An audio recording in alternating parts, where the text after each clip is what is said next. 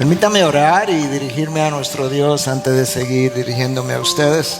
Padre, gracias por la oportunidad de poder estar en este lugar. Tú lo has hecho posible. Señor, nosotros estamos aquí a tu convocatoria, pero tú nos convocas primariamente para encontrarte con nosotros. De manera que yo te pido en el nombre de Cristo que tú nos dé un encuentro contigo por medio de tu palabra, en el poder de tu Espíritu, para tu gloria. Que cada uno de nosotros pueda escuchar tu voz, que de alguna manera tú puedas desplegar tu gloria sobre nosotros. Y que cuando tu voz haya sido oída, nosotros podamos rendir nuestras voluntades a ti.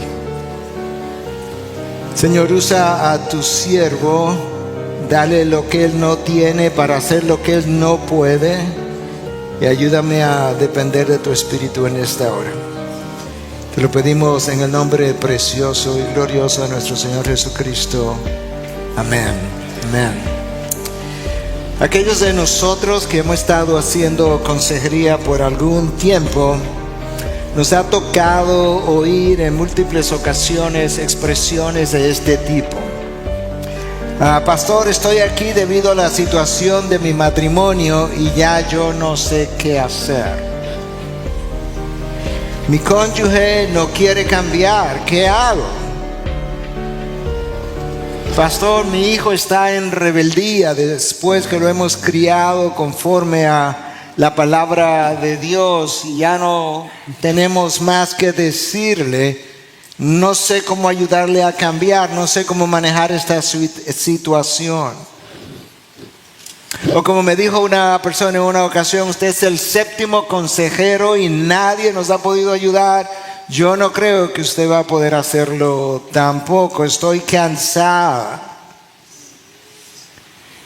O yo no puedo creer que tengo que resignarme a ser infeliz para el resto de mi vida. O lo he probado todo y nada ha funcionado. Yo no sé si tú estás ahí en este momento, pero en una audiencia de este tamaño estoy seguro que o alguno está ahí, o ha estado ahí, o va a estar en situaciones como esa en el día de mañana. Y por eso yo he querido titular mi mensaje en el día de hoy: ¿qué hacer cuando no sé qué hacer? ¿Qué hago cuando yo no sé qué hacer? Y voy a leer un texto de la palabra en la que hay dos historias distintas pero entrelazadas. Dos historias de personas que no tenían nada en común excepto su condición de desesperación. Nada en común, pero algo los iba a juntar ahora. Y hay algo que nosotros hemos podido observar, que las personas pueden tener diferencias de cultura o de grado de educación o de nivel económico, pero hay algo que los junta al pie de la cruz. Y es el dolor y el sufrimiento. Y eso es lo que nosotros vamos a ver en la historia de hoy. La historia se encuentra en el Evangelio de Marcos, capítulo 5, versículo 21 al 36. Yo quisiera leerte la palabra de Dios, y al leer la palabra de Dios y exponerla, estamos trillando sobre terreno santo. Cuando Jesús pasó otra vez en la barca al otro lado, se reunió con una gran multitud alrededor de él y se quedó junto al mar. Y vino uno de los oficiales de la sinagoga llamado Jairo, y al verle se postró a sus pies y le rogaba con insistencia diciendo: mi hijita está al borde de la muerte, te ruego que vengas y pongas las manos sobre ella para que sane y viva. Jesús fue con él y una gran multitud le seguía y le oprimía. Y una mujer que había tenido flujo de sangre por 12 años y que había sufrido mucho a mano de muchos médicos y había gastado todo lo que tenía sin provecho alguno, sino que al contrario había empeorado, cuando oyó hablar de Jesús, se llegó a él por detrás entre la multitud y tocó su manto. Porque decía, si tan solo toco sus ropas, sanaré. Al instante la fuente de sangre se secó y sintió en su cuerpo que estaba curada de su aflicción. Y enseguida Jesús, dándose cuenta de que había salido poder de él, volviéndose entre la gente, dijo, ¿quién ha tocado mi ropa? Y sus discípulos le dijeron, ¿ves que la multitud te oprime y dices, ¿quién me ha tocado? Pero él miraba a su alrededor para ver la mujer que lo había tocado. Entonces la mujer, temerosa y temblando, dándose cuenta de lo que había sucedido, vino, se postró delante de él y le dijo toda la verdad. Marca eso, le dijo toda la verdad. Y Jesús le dijo, hija, tu fe te ha sanado, vete en paz y queda sana de tu aflicción. Mientras todavía estaba hablando, vinieron de la casa del oficial de la sinagoga diciendo, tu hija ha muerto, ¿para qué molestas aún al maestro? Pero Jesús, oyendo lo que se hablaba, dijo al oficial de la sinagoga, no temas, cree solamente. Y no permitió que nadie fuera con él, sino Pedro, Jacobo y Juan, el hermano de Jacobo. Fueron a la casa del oficial de la sinagoga y Jesús vio el alboroto y a los que lloraban y se lamentaban mucho. Y entrando les dijo, ¿por qué hacéis alboroto y lloráis? La niña no ha muerto, sino que está dormida. Y se burlaban de él. Pero él, echando fuera a todos, tomó consigo al padre y a la madre de la niña y a los que estaban con él, y entró donde estaba la niña, y tomando a la niña por la mano le dijo, Talita cumi, que traducido significa, niña, a ti te digo, levántate. Y al instante la niña se levantó y comenzó a caminar, pues tenía 12 años. Y al momento se quedaron completamente atónitos. Entonces les dio órdenes estrictas de que nadie se enterara de esto. Y dijo que le dieran de comer a la niña. Que hay dos historias entretejidas, como dijimos al principio. La historia de la hija de Jairo, que tiene 12 años, y la historia de una mujer que tiene también 12 años, pero sangrando. Ninguno de los dos sabía qué hacer. Jairo tenía una hija al borde de la muerte, y en momentos cuando no había medicina posible, ¿qué hago? Y la mujer con un flujo de sangre por 12 años había visto todos los médicos posibles o curanderos sin encontrar sanación, lo había gastado todo. De hecho, el texto dice que en vez de mejorar, ella estaba peor. Y vinieron a Jesús como último recurso, que es como lamentablemente frecuentemente ocurre. Y si el maestro no puede hacer nada por la hija de Jairo, ella va a morir. Pero si el maestro no puede hacer nada por esta mujer que tiene 12 años sangrando, lo más probable que ella vaya a morir, porque tú no pasas 12 años sangrando sin que te debilites profundamente y sin que desarrolle una anemia suficientemente grande como para terminar con tu vida. Lucas nos dice que la hija de Jairo tenía 12 años y la mujer tenía 12 años sangrando, de manera que el año que la niña nació es el año cuando la mujer comenzó a sangrar.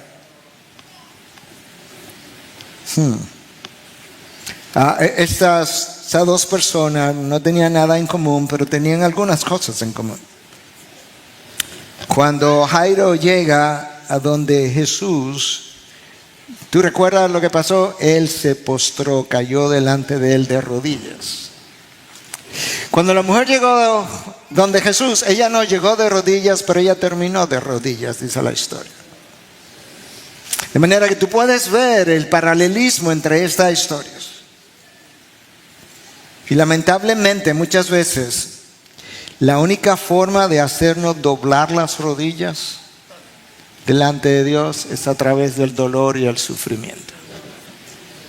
El dolor y el sufrimiento tienen la capacidad de doblegar nuestros egos, orgullosos, insensibles. Y a la verdad, hermano, que de rodillas es la única posición segura de acercarnos delante de Dios. Y cuando digo de rodillas, no necesariamente hablo de físicamente de rodillas, pero por lo menos internamente de rodillas. De hecho, eso me recuerda una historia que había olvidado hasta este momento de un par de personas que pagaron dinero a un escalador profesional para llegar hasta la cumbre, ¿verdad?, del monte Everest, el monte más alto de la Tierra. Y en un momento dado se pararon como un pequeño planito y la persona que estaba acompañado del profesional en ese momento quiso pararse para tomar una foto y de repente él lo aló hacia abajo y cayó de rodillas, y cuando él lo vio sorpresivamente le dijo: en este lugar de rodillas es la única posición segura debido a la fortaleza de los vientos. Y la única posición segura delante de Dios para que Él nos oiga es humillados delante de Él. Y de rodilla simboliza eso. Ninguno de estos dos personajes, ni la mujer ni Jairo, vinieron demandando un milagro. Ellos vinieron con un corazón contrito, humillado, y es la manera de acercarnos a Dios. De otra forma, mi actitud no es bendecida. Yo necesito un corazón contrito, un corazón humillado. Ahora trata de ponerte en ese lugar, ¿ok? Tu hija está muriendo. Tú vienes ansioso donde el maestro, le dices cuál es tu condición, tú estás desesperado y sabes que el texto, tú caes de rodilla y el texto dice que Jesús fue con él. Ven y ponle la mano a mi hija para que ella sane. Jesús accede y el texto dice que él comenzó a caminar con él. Ya va en camino a su casa y de repente viene una mujer por detrás, lo toca y Jesús se detiene a preguntar: ¿quién me tocó? Los discípulos le dijeron, tú ves que la multitud se está agolpando sobre ti, te está tocando, y tú preguntas que quién te tocó. Es como quien dice: ¿a quién se le ocurre? Si esos fueron sus discípulos, imagínate lo que Jairo debió haber estado pensando. Vamos camino a mi casa y ahora te va a parar. Yo no sé si mi hija va a estar viva cuando regresemos. Te va a poner a hablar ahora con alguien. Que una mujer te tocara, ¿qué importa quién te tocara? Mi hija se muere. Yo creo que si Jairo no se quejó, es porque él sabía que dependía de Jesús y no quería arriesgar su posible milagro. En eso, tienes que imaginarte, colócate ahí, colócate en los zapatos de Jairo. En eso vinieron de la casa del oficial de la sinagoga y le dijeron: tu hija ha muerto. ¿Para qué molestas al maestro todavía?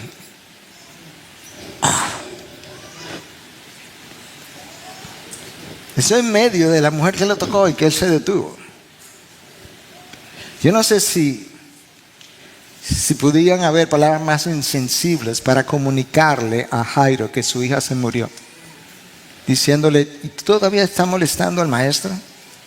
¿Te imaginas la cara de Jairo? ¿Te imaginas Jairo? Yo no lo puedo creer. 12 años, íbamos camino hacia allá. O pensando: ¿esa es la forma de darme la noticia diciéndome que estoy molestando al maestro? ¿Y ahora qué hago? Yo no sé qué hacer. Pausemos por un momento y hagamos la pregunta: hasta ahora, ¿qué hemos aprendido de la historia? Bueno, número uno, cuando yo no sé qué hacer, por lo menos yo sé dónde ir. Donde el maestro. Número dos, cuando voy donde el maestro, yo necesito ir con un corazón contrito y humillado. No cuestionando, no demandando. ¿Sabes qué? Aún la segunda persona de la Trinidad, cuando fue a pedirle algo a su padre en Getsemaní, se arrodilló. Esa es la forma de decir: yo me someto, Dios, a tus designios. Jesús se arrodilló. En tercer lugar, cuando Dios parezca entretenido, como que no te está haciendo caso, como le pareció a Jairo probablemente, recuerda que Dios sabe lo que está haciendo, nunca ha cometido un error y nunca va a cometer uno. Amén. Número 4, Jesús nunca está deprisa. No lo estuvo con Jairo, no lo estuvo cuando le avisaron que Lázaro estaba muy malo, estaba grave y se tomó 2 días más para llegar. De manera que cuando Jesús parezca que no está haciendo nada en tu vida, recuerda, Él nunca ha estado deprisa. Y no lo va a estar con tu caso o con el mío. Número 5, 6, 7, no sé, ya me perdí. Cuando Jesús parezca, tú estás orando y estás orando, que no te está haciendo caso, recuerda, la primera vez que se lo dijiste, Él no se estaba enterando en ese momento de tu situación. Él estaba al tanto de tu condición. La conoce mejor que tú y antes que tú. De manera que Él sabe lo que está haciendo. Vamos a regresar a Jairo en un momento, pero quedémonos con la mujer ahora. Porque aparentemente se murió la hija de Jairo. La que está viva ahora es la mujer y está ahí. Y esa historia es triste, bastante triste. 12 años de desangramiento. Tú no haces eso sin estar físicamente y emocionalmente drenado y con debilitamiento físico. Cuando nos sentimos así, hermanos, físicamente débiles, emocionalmente drenados, eso afecta mi vida por completo, mi vida espiritual, mi vida emocional, mi relación con los demás. Pero es peor que eso. Porque de acuerdo a la ley de Moisés, Levítico 15, una mujer sangrando durante su sangramiento no podía ir al templo. 12 años sin ir al templo.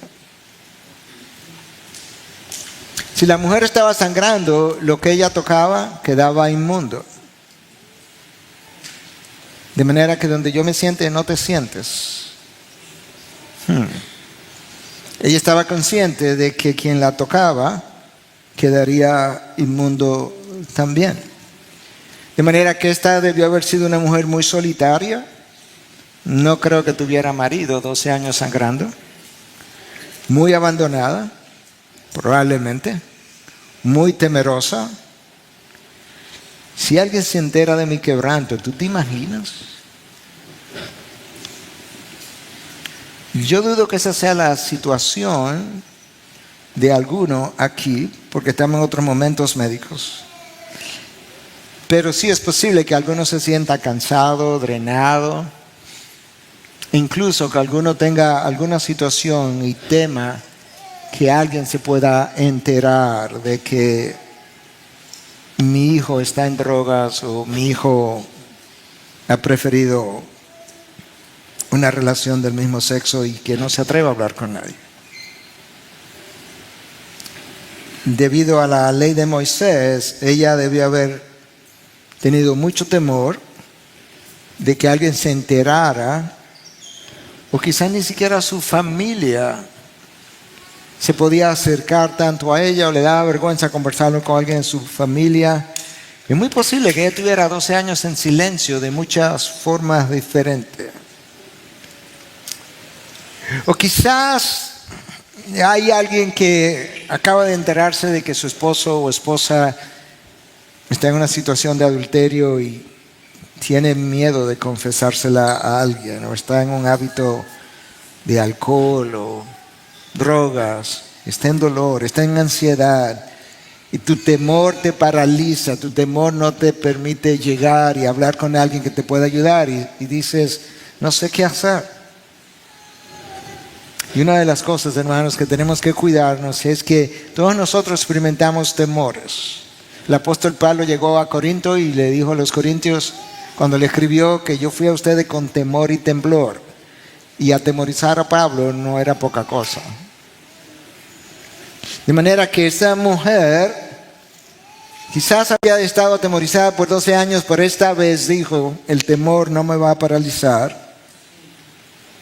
Había sufrido mucho, dice el texto, amado de muchos médicos, había gastado todo lo que tenía sin provecho alguno, sino que al contrario había empeorado. Imagínate que cada médico o curandero que fue le dio una esperanza y al final no resultó. Me imagino que probablemente comenzaría a dudar incluso de la buena voluntad de aquellos que trataron de ayudarle y lo desilusionada que podía estar. Recientemente alguien vino a mi consulta de una forma similar, no 12 años, pero 3 años, con una condición de la piel horrible y había gastado mucho más de $50,000-$60,000 y nada había funcionado. De manera que esta mujer probablemente se vio rechazada por amigos, por familiares, por su estado de impureza. Esas condiciones probablemente agravaron su situación de soledad, no podía ir al templo, quizás tenía resentimiento y odio hacia aquellos que le quitaron el dinero, por así decirlo, y no la ayudaron. Quizás tenía sentimientos de ira contra mucha gente que quizás pudieron haberse enterado de sus familiares acerca de su condición y que se mantuvieron a distancia, o de aquellos que no tuvieron compasión. Ya no tenía más que hacer. Pero a veces Dios tiene que dejarnos en la vida que probemos y tratemos, porque es la única forma de que terminemos acercándonos a Él. Dios debiera ser nuestra primera opción, pero frecuentemente es la última opción en la vida de mucha gente. Es como que yo puedo manejar mi vida, yo tengo la sabiduría, yo tengo los recursos, yo tengo la fuerza, pero ya cuando no tengo nada, bueno, todavía queda Dios. Pero esa no es la manera de relacionarnos con Dios, y mucho menos si me llamo hijo de Dios. Mucha gente que ha estado en consejería, aquí y allí, que ha estado consultando, tiene sentimientos de inseguridad, de rechazo, de inconformidad, ira. Muchas veces, para mucha gente, una de las razones por las que no va a consejería es porque el qué dirán es mucho más importante de lo que yo soy. ¿Qué dirá el pastor? ¿Qué dirá el consejero si yo le cuento esta historia? ¿Qué dirá el pastor si yo le digo que tengo 35 años adicto a la pornografía? Yo no me inventé esa historia, eso es una historia real. 35 años. Y si el pastor cuenta esta historia con mi nombre, y lamentablemente el guardar la apariencia muchas veces es más importante que la sanación para mucha gente. Esta mujer vence su temor, finalmente se abre paso tocando personas. El texto dice que tocó el manto de Jesús, no sabemos exactamente cómo él lucía, pero era costumbre que los rabinos usaran sobre su vestimenta otra especie como de tola que tenía 4 borlas, que son como flecos, pudiéramos decir, todos juntos. Y había creencia en la población de que si tú tocabas estas borlas de uno de estos iluminados o rabinos especiales, quizás pudiera salir poder y sanarte. No sabemos si ese es lo que ella estaba pensando, el texto no lo dice, pero ella pensó que si tan solo lo tocaba, pudiera quedar sanada, de manera que es posible que eso era lo que estaba en su mente. Ya se abrió paso, me imagino que tuvo que empujar a algunas personas, rompió su miedo. Yo no sé si tú no te has acercado a buscar ayuda pensando que tu pecado es tan grande que no se puede saber o Jesús no lo va a perdonar. Ambas cosas son mentiras Pero ambas cosas son mentiras que Satanás quisiera que tú creyeras. Pero ¿sabes algo? Cuando tú lees la historia de Jesús en los evangelios, hay algo que tú puedes notar, y aquí otra vez. La mujer estaba en la periferia, Jesús estaba allá, ella tuvo que acercarse. Cuando tú lees la historia de Jesús, las cosas buenas siempre pasaron cerca de Jesús, no lejos. De manera que en tu caminar cristiano, a veces no estás viendo todo lo que Dios quisiera que tuvieras, porque en la periferia las cosas no ocurren. Es en la cercanía con Dios. Es en la cercanía con Jesús. Si esta mujer se queda en la periferia, nada hubiera ocurrido. Si Jairo se queda en la periferia de su casa, tampoco nada hubiese ocurrido con su hijo. Y eso está ahí.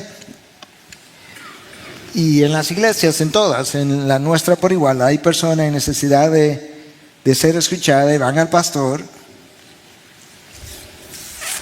Y esto es lo que ocurre. Yo prediqué en una ocasión este mensaje en mi iglesia, con diferencias, pero lo prediqué. Y al otro día yo recibí una llamada para una consejería de parte de una persona. Y la persona me dijo: pastor, cuando usted predicó, cuando usted terminó, yo comencé a acercarme, tenía temor de acercarme.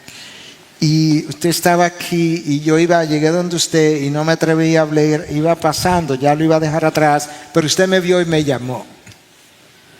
Y cuando me llamó, yo me atreví a decirle que necesitaba hablar con usted.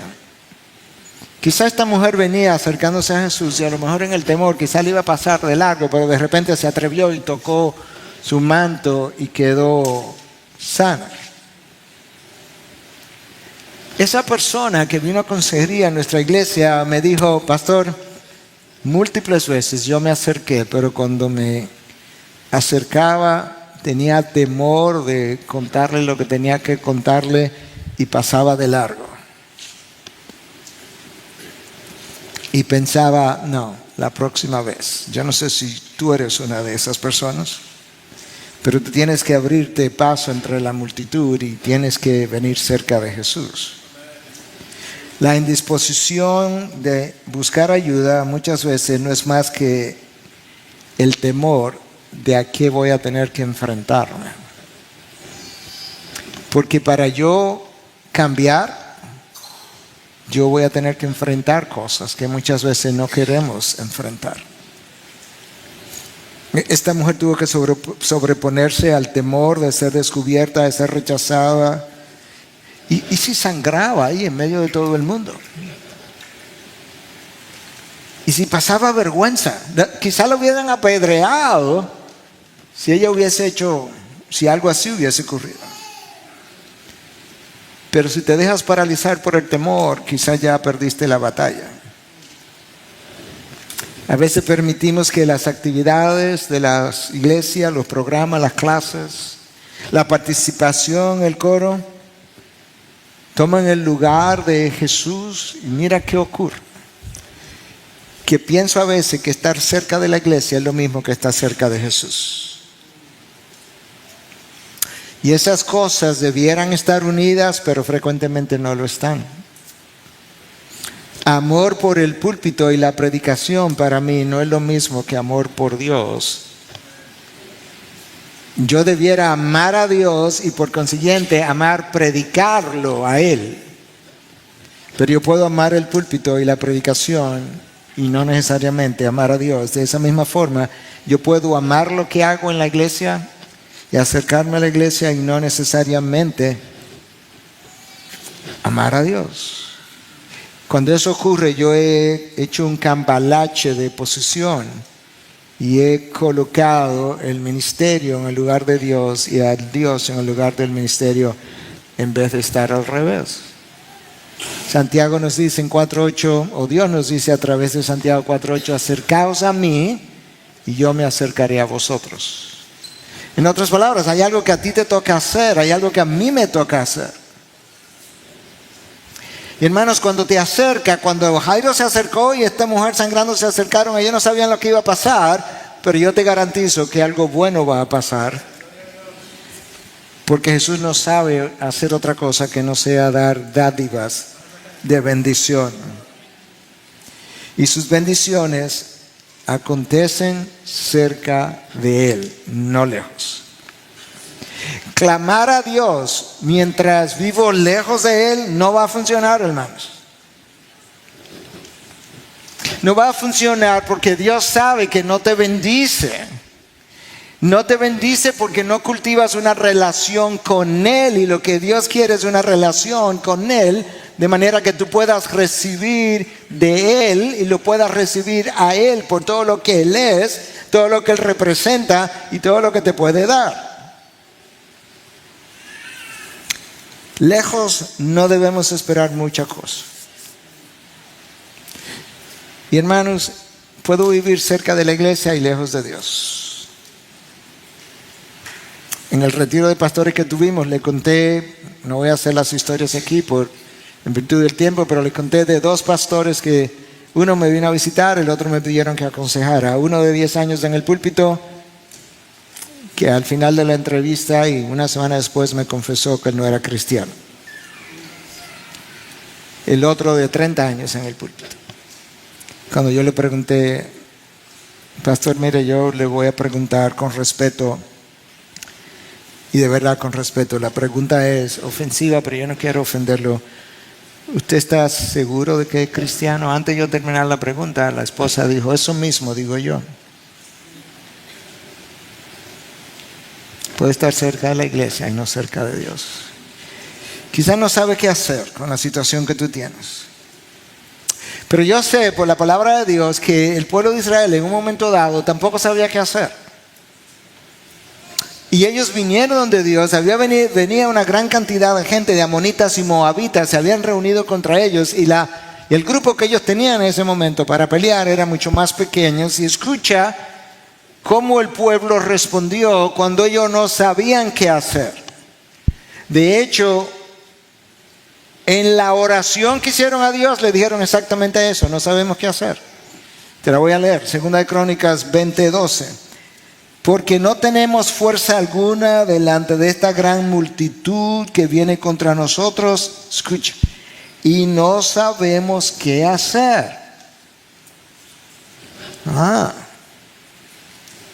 Pero escucha ahora cómo termina la oración. Pero nuestros ojos están vueltos a ti. Yo no sé cuál es tu situación. Ve donde Dios, dile, Señor, yo no sé qué hacer, pero yo vengo y pongo mis ojos en ti, mi confianza en ti, para que hagas como tú entiendas que yo necesito que se haga en mi vida. Quizás le puede decir como el mismo Jesús dijo, este es mi deseo, que pase esta copa de mí, pero que se haga tu voluntad y no la mía. El pueblo judío en ese momento confesó su debilidad, su incapacidad para lidiar con el problema, y le dijo, Señor, como no sabemos, este es el problema, dinos, haz, resuelve. Y ahí muchas veces comienzan nuestros problemas, y es que nuestro orgullo frecuentemente no nos deja decir, es que no sabemos. Pensamos siempre que sabemos, pensamos siempre que entendemos qué es lo próximo. Y probamos esto y probamos aquello que entendemos conforme a nuestra propia sabiduría pudiera resolver el problema, pero el problema no se resuelve. El pueblo judío oró, ayunó intensamente esperando una respuesta. Quizás tu cónyuge, quizás tu hijo, quizás una situación personal de otra índole, quizás tú no sabes cómo se va a resolver, pero Dios sabe. Pero en ocasiones, la razón por la que el problema no se acaba de resolver es la manera de cómo Dios está alimentando tu fe, cómo Dios está fortaleciendo la relación con Él, que ha estado muy débil. Quizás las condiciones de la sociedad alrededor tuya, tú la ves como la veo yo y a veces son intimidantes, pero Dios sabe. Esta mujer podía seguir buscando otro médico, pero aparentemente ya no quedaba ninguno. Otra sanación, y vino a Jesús. La mujer quería sanar, tomó la responsabilidad, venció el temor, se acercó a Jesús. ¿Tú sabías que hay personas que no quieren sanar? Rápidamente, mire esta historia. En el Evangelio de Juan, capítulo 5, Jesús se encuentra con un paralítico. Le dice, ¿cuántos años tienes así? 38 años.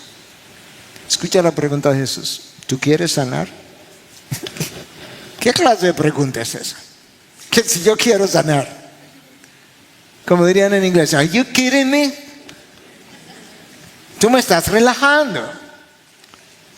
Pero a veces las circunstancias en las que nosotros estamos nos producen ganancias secundarias. Y no las quiero perder. Y quisiera quedarme con mi ganancia secundaria, pero si resuelvo el problema, se fueron las ganancias secundarias. Pero esta mujer quería sanar. Y ella se acerca. Jesús pregunta, ¿quién me tocó? Escuche el texto. Él miraba a su alrededor para ver la mujer que le había tocado. Entonces la mujer, temerosa y temblando, dándose cuenta de que le había sucedido, o de lo que había sucedido, vino y se postró delante de él. Tomó responsabilidad. Viste, estaba temblorosa y temerosa. Muchas veces nosotros no queremos estar en esa situación, pero ella finalmente vino y se postró delante de él. Aparentemente la mujer pensaba hacer esto: lo toco, me sano y me voy. Y Jesús dice, así no, porque las obras de Dios es para darlas a conocer, de manera que tarde o temprano otros puedan venir a Él también. Y notaste que ¿qué más el texto nos dice? Que cuando ella se postró, ella le dijo toda la verdad. No es la mitad de la verdad, no, toda la verdad. Ella se iba a retirar, pero no iba a haber testimonio. Tú y yo estamos leyendo 2000 años después el testimonio de lo que ocurrió. Si ella, se iba en silencio. Estoy recuperando de una influenza todavía, así que perdone. Si ella se hubiese ido en silencio, hoy tú y yo no tendríamos historia para hablar. Por lo menos esta. Y muchas veces Dios obra así, como la situación es vergonzosa de mi matrimonio, de mi hijo o de nosotros mismos. No queremos decirle nada a nadie. Hermanos, no. Cuando Dios obra en mi vida es para que yo cuente las obras de Dios en mí. Nuestra vergüenza no puede seguir preocupándonos más que la gloria de Dios. Vienes a Jesús, le cuenta toda la verdad y ella le dice, tu fe te ha sanado, vete en paz y queda sana de tu aflicción. Pero ¿tú viste cuándo fue que él dijo esto? Después que ella le dijo toda la verdad. Ella se quería ir en silencio, como los 9 de los 10 leprosos hicieron. Jesús sanó 10 leprosos y uno vino para darle gracia y los otros 9 se fueron. Y Jesús dijo, no eran 10. ¿Y los otros dónde están? Y muchas veces Jesús obra en nosotros, no solamente sanación física de todo tipo, obra en nosotros, no contamos la verdad. Y como no contamos la verdad, tampoco estamos dando gracias a Dios por lo que Él hizo en nosotros. Y ella quedó sana de su aflicción. Hermanos, no podemos decir la mitad de la verdad y esperar que Dios obre su poder. A veces decimos la verdad, pero le agregamos cosas para que luzca mejor y la convertimos en una mentira. Y la verdad es que no dijimos solamente la verdad. La mujer dijo toda la verdad y Cristo obró. Escucha las palabras de Cristo. Hija, tu fe te ha sanado. Vete en paz y queda sana de tu aflicción. Mientras todavía estaba hablando, vinieron de casa del oficial de la sinagoga. Vamos a recoger la otra historia. Tu hija ha muerto. ¿Para qué molestas aún al maestro? Pero Jesús no era tan insensible como esas personas. Le dice, oyendo lo que se hablaba, dijo al oficial de la sinagoga, no temas, no temas, cree solamente. Tú puedes creer que el mandato más frecuente en toda la Biblia es ese, no temas. La primera experiencia de temor ocurrió en el jardín del Edén. Tan pronto Adán y Eva comieron de la fruta, tuvieron temor y se escondieron. Tememos a perder el nombre, la reputación, la posición, la vergüenza, a hacer el ridículo, lo que otros piensen de nosotros. El temor no nos deja confiar ni de buscar a Jesús. A Jairo Jesús le dice, no temas, cree solamente. El temor es el peor enemigo de la fe. Es la fe la que cura mi temor. Muchas veces nos comportamos como creyentes incrédulos. Creyentes incrédulos. Eso fue exactamente la queja de Jesús con sus discípulos. Oh, hombres de poca fe, ¿hasta cuándo tendré que estar con ustedes? Como quien dice, ¿hasta cuándo tengo que estar con ustedes para curarlos? Y la incredulidad alimenta mi temor. Yo no sé si Jairo creyó ahí mismo, pero parece ser, pero si no creyó, pronto iba a creer. Porque sus ojos iban a ver. Y había mucho alboroto, dice el texto, como era típico de los funerales. A veces contrataban incluso lloronas para que lloraran. Eso pasaba en mi país años atrás, me cuentan, en los campos. Y había mucho alboroto y Jesús entra. Y notaste que solamente le dio paso a Pedro, Juan y Jacobo, el padre y la madre de la niña. Una cosa extraordinaria iba a pasar. Jesús, que representa la vida, iba a entrar a la habitación. Y cuando la vida se hace presente, la muerte huye. Cada funeral que Cristo asistió, la muerte salió corriendo y el muerto vivió. Esa es una gran realidad. La tumba vacía está ahí para dar testimonio. Talita Kumi. Niña, es una expresión en arameo. A ti te digo, levántate y anda. ¿Te imaginas los ojos de Jairo? ¿Te imaginas la expresión de Pedro, de Juan, de Jacobo? ¿Te imaginas aquellos que fueron y le dijeron a Jairo, deja de molestar al maestro? No sé si Jairo vino después donde ellos y le dijo, ¿y tú diciéndome que deja de molestar al maestro? Míralo ahí. Pero te haría bueno que le hubiera dicho algo como eso. Él dice, la niña solamente duerme, pero eso es un eufemismo muy usado en la Biblia para referirse a la muerte. Es una forma bonita de decir, él duerme. Los que hasta hoy duermen. Eso es una forma de decir, los que están muertos hasta hoy.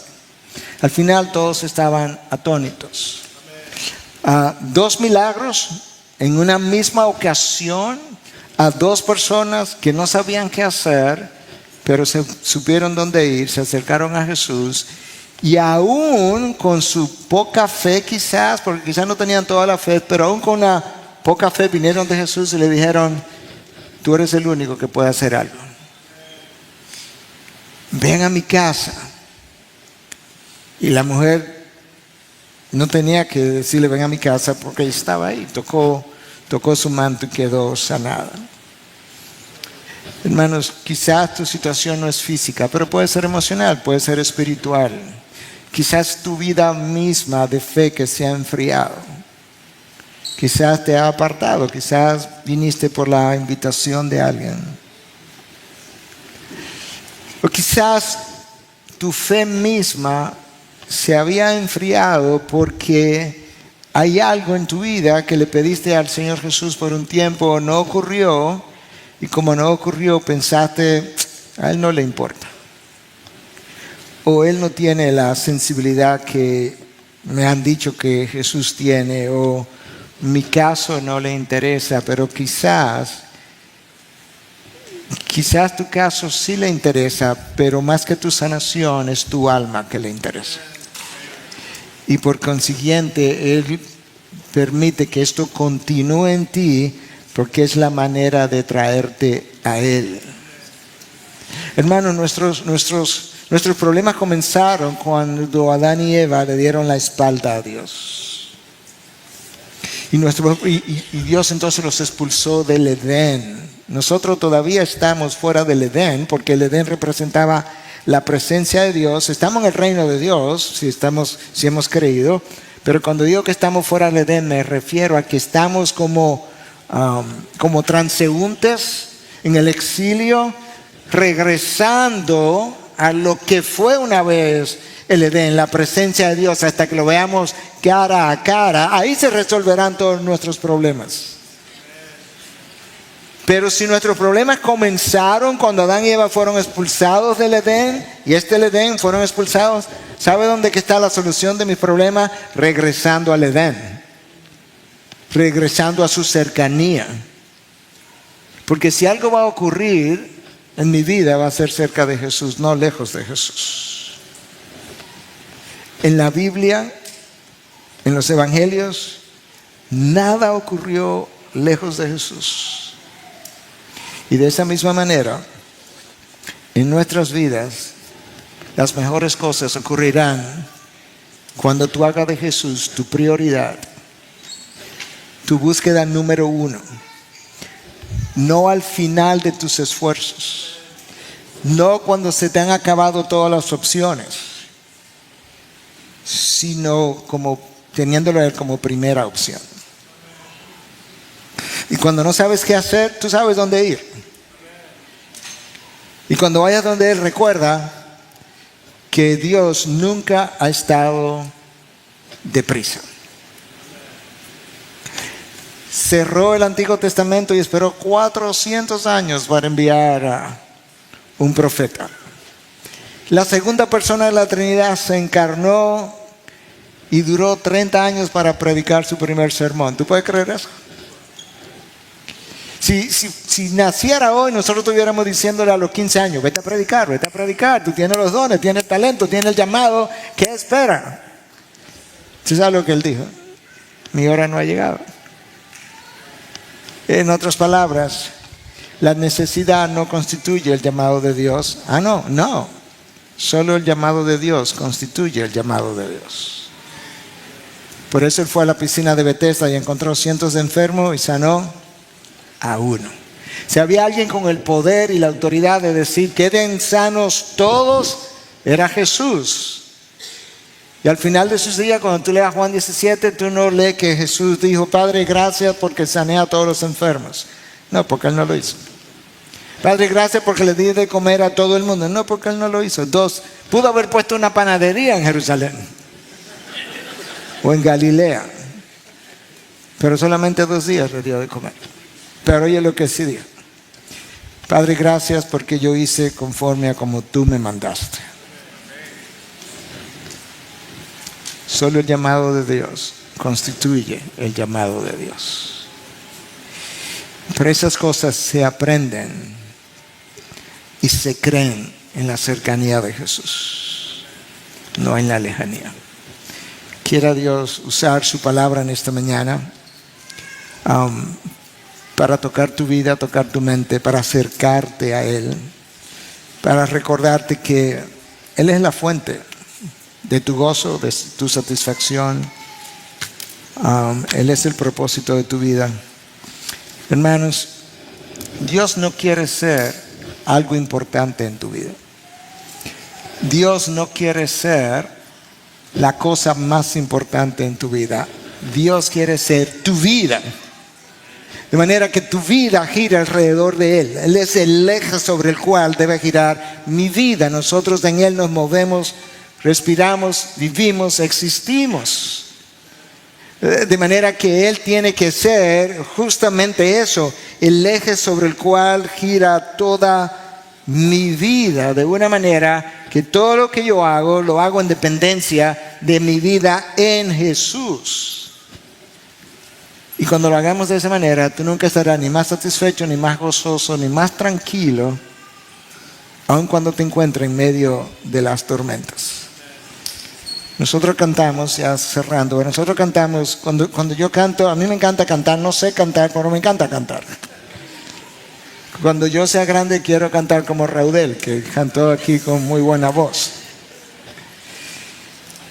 Pero cuando yo canto, yo me fijo en lo que estoy cantando. Y nosotros cantamos que Él es rey sobre la tormenta. Si eso es verdad, pero Él no es rey sobre la tormenta solamente.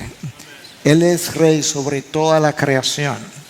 Él es rey de tu vida, Él es rey de tus negocios, Él es rey de tu profesión, Él es rey sobre tus hijos, Él es rey sobre tu hogar, sobre tu matrimonio, sobre esta iglesia, sobre cada pastor.